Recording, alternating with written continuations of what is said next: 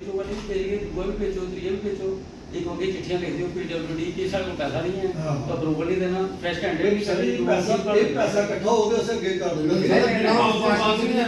पैसा को क्या चंद बंदे ऐसा इकट्ठा हो तो सारा उसो आगे उस वास्ते बना हाउस की परमिशन है नहीं किधर है हाउस मेजॉरिटी परमिशन होते हैं। मेरा दिमाग काम करता है मेरे ख्याल से और सर नई इशू करो ये नहीं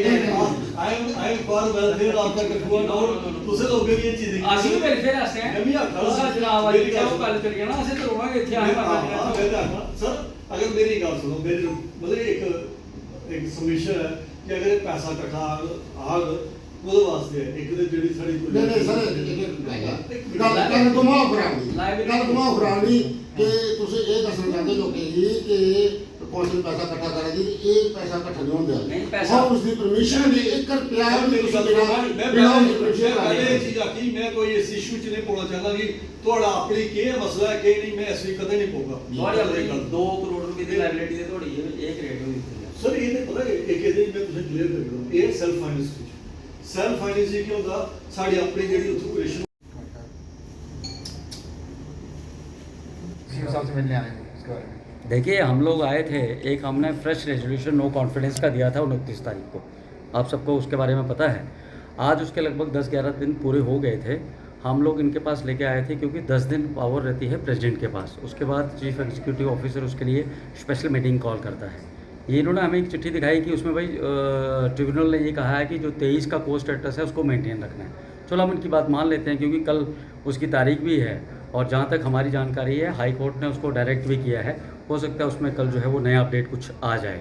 तो हम उसका इंतज़ार कर लेते हैं। तो उसी सिलसिले में आज हम लोग यहाँ आए थे कि आप एक स्पेशल मीटिंग कॉल करिए ताकि हाउस में नो कॉन्फिडेंस और जो हमने दिया है उसका फ्लोर टेस्ट जो है वो हो जाए, उसके लिए हम लोग आए। तब सीएम साहब ने क्या आश्वासन दिया आपको? नहीं आश्वासन में इसमें क्या देना है, देखिए सब जुडिशियस मैटर है ये तो सभी को पता है, ये मुझे भी पता है, सभी लोग जानते हैं। लेकिन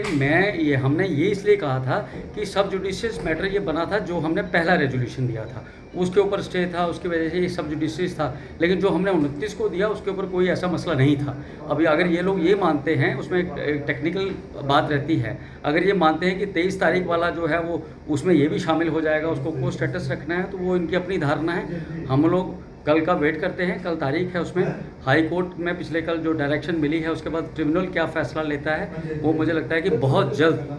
2 या 4 दिन में ही कुछ अच्छा उसमें से निकल के आएगा सामने। कुछ दुकानों की ऑप्शन हो रही है सर। देखिए अब